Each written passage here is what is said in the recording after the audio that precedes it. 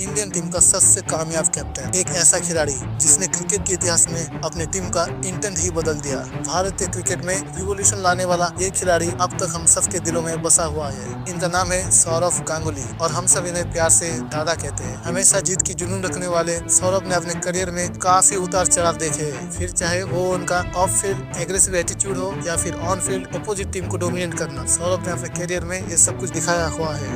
वो थे भारत के सबसे सक्सेसफुल कप्तान में से एक। जब बात बदला लेने की हो तो कोई भी सौरभ गांगुली से पंगा नहीं लेता था। इस वीडियो में हम उनकी क्रिकेट जर्नी डिस्कस करेंगे कि कैसे वेस्ट बंगाल के Saurabh Ganguly Indian cricket team और फैंस के लिए दादा बन गए।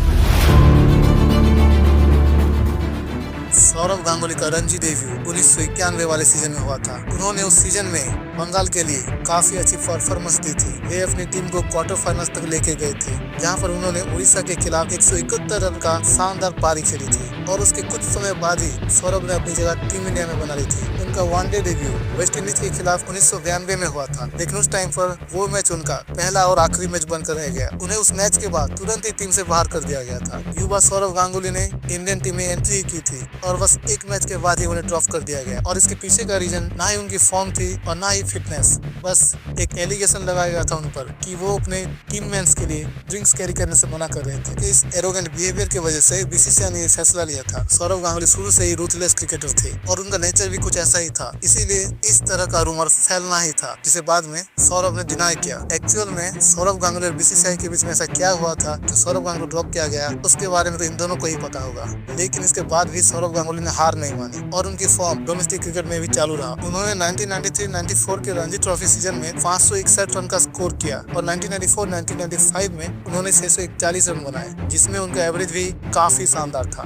इतने बेहतरीन परफॉर्मेंस को देखकर बीसीसीआई ने फिर से एक बार में चांस देने का डिसीजन लिया। उनको 1996 इंग्लैंड टूर के लिए सिलेक्ट किया गया। ये गांगुली का इंटरनेशनल करियर में एक टर्निंग मोमेंट साबित हुआ। उनके डोमेस्टिक परफॉर्मेंस के बेसिस पर इंग्लैंड टूर के लिए सिलेक्ट हो जाना, ये उनके लिए काफी बड़ी अपॉर्चुनिटी थी, जो कि उन्होंने बिल्कुल भी जाया नहीं होने दिया। अपने इंटरनेशनल करियर में बस एक वनडे खेलने वाले सौरभ गांगुली को पहले टेस्ट मैच में टीम में शामिल नहीं किया गया, पर उनको दूसरे मैच में चांस मिला जब नवजोत सिंह सिद्धू के मोहम्मद अजहरुद्दीन के साथ इश्यूज होने की वजह से उन्होंने बीच में ही सीरीज को छोड़ दिया। सौरभ का टेस्ट डेब्यू राहुल द्रविड़ के साथ लॉर्ड्स क्रिकेट ग्राउंड पे हुआ था, जिसे क्रिकेट का घर माना जाता है। वहाँ पे उन्होंने इतनी अमेजिंग इनिंग खेली जिसको देखकर इंग्लिश टीम के साथ साथ सारे इंडियन फैंस सरप्राइज हो गए थे। उस मैच में उन्होंने 131 रन की अमेजिंग पारी खेली लॉर्ड्स जैसे ग्राउंड में टेस्ट डेब्यू, और उसी मैच में सेंचुरी मार देना एक ड्रीम कम ट्रू मोमेंट हो जाता है। उस टाइम पे ऐसा डेब्यू लोग बस सपनों में ही सोचा करते थे और सौरभ ने अपने टैलेंट को उस टाइम पे इंटरनेशनल लेवल पर दिखा दिया था और सौरभ ने सीरीज के थर्ड टेस्ट मैच में भी शतक लगाया। सौरभ गांगुली का करियर ऊपर जाता दिख रहा। उन्होंने 1996 के सक्सेसफुल इंग्लिश टूर के बाद उसी फॉर्म को कंटिन्यू रखा और बाद में वो वनडे क्रिकेट में ओपन करते नजर आए। 1997 में श्रीलंका के खिलाफ उन्होंने अपनी मेरन ओडीआई सेंचुरी लगाई। उसके बाद गांगुली ने सहारा कप में पाकिस्तान के खिलाफ लगातार 4 player of the match award जीतकर रिकॉर्ड बना दिया। यानी कि उस दौर में इंडियन क्रिकेट टीम को एक ऐसा खिलाड़ी मिल गया था जो कि सचिन को सपोर्ट कर सके। उस टाइम पर सचिन को सपोर्ट करने के लिए टीम इंडिया में कोई ढंग का बैट्समैन तक नहीं था। 1998 में हुए इंडिपेंडेंस कप के थर्ड फाइनल में उनके पारी की वजह से इंडिया ने 315 रन का लक्ष्य चेज कर लिया। सौरभ को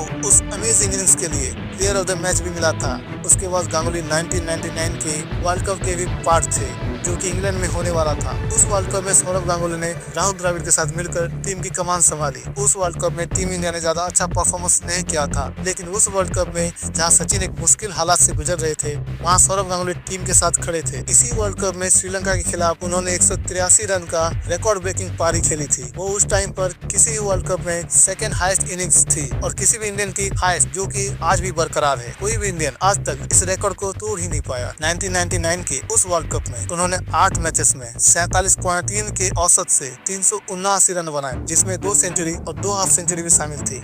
और उनके दादा बनने की कहानी की शुरुआत बस यहीं से शुरू हो चुकी थी। उस वर्ल्ड कप के बाद अगले 4 से 5 साल सौरभ गांगुली के लिए कैरियर डिफाइनिंग साल थे। गांगुली और उनकी टीम दोनों ही ओपोजिशन को पूरी तरह से डोमिनेट करने वाली थी। इस पीरियड में सौरभ गांगुली को उनका नया नाम दादा मिलने वाला था। साल 2000 में ठीक वर्ल्ड कप के 1 साल बाद मैच फिक्सिंग स्कैंडल सामने आता है और कुछ प्लेयर जैसे कि मोहम्मद अजहरुद्दीन बीसीसीआई के द्वारा बैन हो जाते हैं। भारतीय टीम उस समय काफी लो फेज में थी और एक नया कैप्टन ढूंढ रही थी। जहां पर एक तरफ प्लेयर्स के घर जलाए जा रहे थे, वहां दूसरी तरफ सौरव गांगुली के हाथ में टीम की कप्तानी सौंपी गई थी। मोहम्मद अजहरुद्दीन के बाद सौरव गांगुली को टीम इंडिया का कप्तान बनाया जाता है। सौरव गांगुली पहली बार टीम के कप्तान बने और बीसीसीआई ने उन पर उम्मीद रखी थी कि वो इस टीम को एक सक्सेसफुल टीम बना देंगे। उस साल हुई चैंपियंस ट्रॉफी में इंडिया ने बहुत ही अच्छा परफॉर्मेंस किया और वो फाइनल तक पहुंच गए। हालांकि उस टूर्नामेंट को न्यूजीलैंड ने जीता, लेकिन ये तो बस शुरुआत थी उस फेयरलेस क्रिकेटिंग स्टाइल। 2001 में इंडिया ऑस्ट्रेलिया की टेस्ट सीरीज, जिसे हम बॉर्डर गावस्कर ट्रॉफी कहते हैं, तब ऑस्ट्रेलिया किसी अलग ही लेवल की फॉर्म में थी।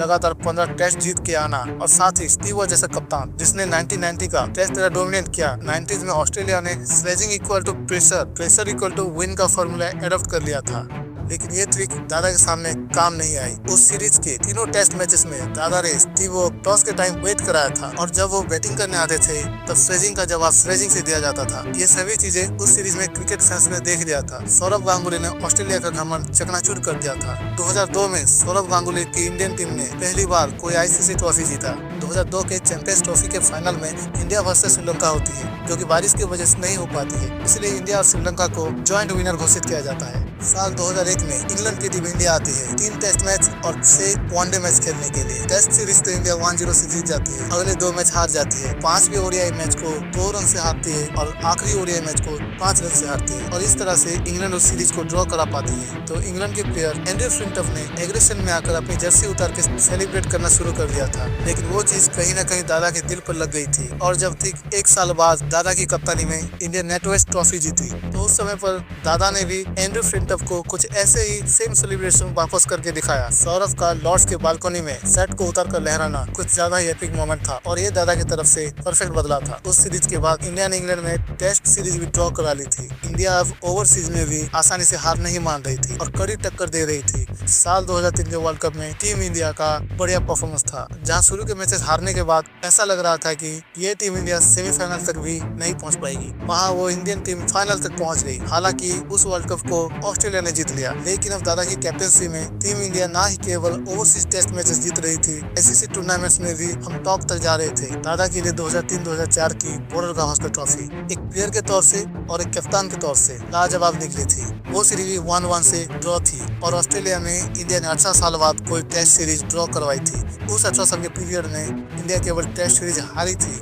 2004 तक सौरव गांगुली का क्रिकेट वर्ल्ड में एक बड़ा नाम हो चुका था। गांगुली ने तब तक कैप्टेंसी के मामले में काफी ज्यादा अचीवमेंट हासिल कर लिया था और उन्हें भारत के सबसे बेहतरीन कप्तान के तौर से दिखाया जा रहा था। स्पेशली जो उन्होंने टेस्ट सीरीज ड्रॉ किया था और उनके अंडर में टीम इंडिया का वर्ल्ड कप परफॉर्मेंस, उस समय सौरव गांगुली को क्रिकेट फैंस और भारतीय ड्रेसिंग रूम के सभी लोग दादा कहने लग गए थे। सौरव गांगुली का टीम पे इम्पैक्ट काफी ज्यादा पावरफुल था। Overseas test victory England, Australia और पाकिस्तान के खिलाफ दादा ने काफी युवाओं को भी मौका दिया, जैसे कि हरभजन सिंह, जहीर खान, युवराज सिंह, मोहम्मद कैफ, आशीष नेहरा, यहाँ तक कि Mahendra Singh Dhoni and many more. Sourav Ganguly को पद्मश्री अवार्ड से नवाजित किया गया। दादा अपने कैरियर के पीक पर थे, लेकिन कुछ समय बाद ही 2004-2005 में वो सीरीज आ गई जिससे गांगुली का कैरियर जो कि पीक पर था उसे डाउनफॉल के राह में ले गई। इंडिया वर्सेस ऑस्ट्रेलिया की टेस्ट सीरीज उस साल इंडिया में होने वाली थी और भारत उस सीरीज को 2-1 से हार गई थी। ऑस्ट्रेलिया ने 1969 के बाद पहली बार इंडिया को इंडिया में हरा दिया था। इस सीरीज के बाद एक हारा हुआ कप्तान बताया जाने लगा और उनकी कप्तानी पर सवाल उठने लगे। 2004 और 2005 में सौरव गांगुली कुछ खास फॉर्म में नहीं थे, इस वजह से उन्हें 2005 के अक्टूबर महीना में टीम से ड्रॉप कर दिया गया था। जिस प्लेयर ने साल 2000 के मैच फिक्सिंग के स्कैंडल के बाद इंडियन टीम का कप्तानी संभाली थी, उसे प्लेयर को टीम से ड्रॉप कर दिया गया। इसके बाद टीम की कैप्टनसी राहुल द्रविड़ को सौंप दी गई और ये तक कहा जाने लगा कि गांगुली इज फिनिश्ड। रूमर्स तो ये भी आ रहे थे कि ग्रेग चैपल की टीम में एंट्री होने के बाद गांगुली को कप्तानी से हटा दिया गया। जो हुआ, क्यों हुआ, कैसे हुआ, ये सब सोच के दुख भी होता था, गुस्सा भी आता था। जैसे ग्रेग चैपल इंडियन टीम के हेड कोच बनते, उनके और सौरव गांगुली के बीच में अनबन शुरू हो जाता है। ग्रेग चैपल ने बीसीसीआई को एक मेल लिखा जिसमें लिखा था कि गांगुली कप्तानी के लिए मेंटली और फिजिकली अनफिट है। जैसे ही ये मेल लीक हो गया, गांगुली के फैंस से चैपल्स को काफी बैकलेस मिलता था। ये इशू टीम के अंदर चलता रहता और धीरे धीरे सौरव गांगुली को टीम इंडिया के कैप्टनसी से ड्रॉप किया जाता है। 2006 की चैंपियंस ट्रॉफी में खराब परफॉर्मेंस और साउथ अफ्रीका के खिलाफ वनडे सीरीज में 4-0 की व्हाइट वॉश के बाद ड्रॉप होने के बाद गांगुली आखिर में 1 साल बाद अपने इंडियन टेस्ट टीम में कमबैक करते हैं, वो भी साउथ अफ्रीका के खिलाफ। वो साउथ अफ्रीका के टेस्ट सीरीज में कुछ खास परफॉर्मेंस नहीं करते हैं, लेकिन वनडे सीरीज में वो अपने परफॉर्मेंस से सबका मुंह बंद कर देते हैं। पहले 73 रन की नाबाद मैच विनिंग पारी और उसके बाद वेस्ट इंडीज टूर में 98 रन की नॉट आउट मैच विनिंग पारी। कैप्टनसी से तो हटा दिया गया था, लेकिन उनके बैटिंग एग्रेशन को कोई नहीं हटा पाया। उन्हें 2007 की वनडे वर्ल्ड कप टीम का भी हिस्सा बनाया गया। उस वर्ल्ड कप में कोच ग्रेग चैपल ने काफी कंट्रोवर्शियल डिसीजन लिए थे, जिसकी वजह से उन्हें आगे चलकर टीम इंडिया से हटा दिया गया। लेकिन सौरव गांगुली बैट्समैन के तौर से वापस आ चुके थे। हालांकि वो पिछले बीते गए कुछ सालों को भुला नहीं पा रहे थे, जिसके चलते उन्होंने 2008 में इंटरनेशनल क्रिकेट से रिटायरमेंट ले लिया। मगर उन्होंने जाते जाते MS धोनी को एक बनी बनाई टीम दे दी, जिसमें युवराज, हरभजन, जहीर खान, आशीष नेहरा जैसे प्लेयर शामिल थे। उन्होंने 2007 की पाकिस्तान वाली सीरीज और 2008 में ऑस्ट्रेलिया वाली सीरीज में भी सेंचुरी लगा दी थी, जो कि उनकी फेयरवेल सीरीज थी। उस सीरीज में MS धोनी कप्तान थे और इंडिया वो सीरीज 2-0 से जीत गई थी। अपने आखिरी टेस्ट सीरीज में पहले गांगुली ने अनाउंस कर दिया था कि ये सीरीज उनकी आखिरी सीरीज होने वाली है। अपने 12 साल के इंटरनेशनल कैरियर में दादा ने काफी ज्यादा इम्पैक्ट डाला भारतीय क्रिकेट टीम में। ये कहना बिल्कुल भी गलत नहीं होगा कि टीम की सोच और इंटेंट जो बदला था वो दादा की वजह से ही बदला। सौरव गांगुली उस टाइप के प्लेयर थे जो कभी ड्रॉ के लिए नहीं खेलते थे। उनका मानना था कि अगर अच्छे से खेला है तो जीतना भी जरूरी है, कोई 1000 मैच भी जीत लेंगे। ऐसे इम्पैक्टफुल प्लेयर कुछ ही पैदा होते हैं भारत में, और गांगुली जैसे प्लेयर अब शायद कोई हो भी नहीं सकता। थैंक यू दादा for your contribution for Indian cricket team.